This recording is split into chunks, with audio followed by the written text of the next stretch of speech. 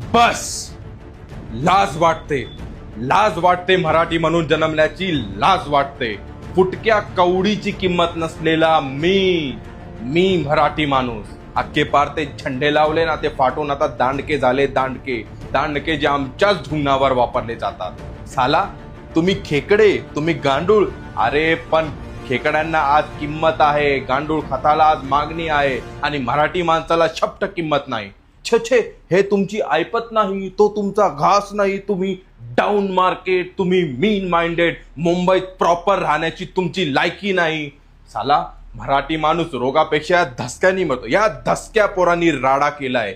धसका पोरगी पंजाबा बरोबर पडून जाण्याचा, धसका गावाकडची जमिनीचा, धसका मुंबई महाराष्ट्रापासून तुटण्याचा, धसका भूतकाळाचा, वर्तमान काळाचा आणि भविष्याचाही.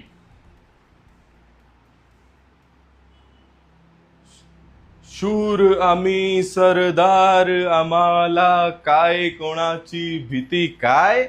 अरे आम्हाला सगळ्यांचीच भीती. मराठी पाऊल पडते पुढे. अरे हट, मराठी पाऊल पडते कुठे, मराठी मुळात कुठे. माझ्या 500 पिढीने काहीतरी भयंकर पाप केली असतील, भयंकर. म्हणून मी मराठी म्हणून जन्माला आलो. लाज वाटते. लाज वाटते मराठी म्हणून जन्मल्याची. लाज वाटते.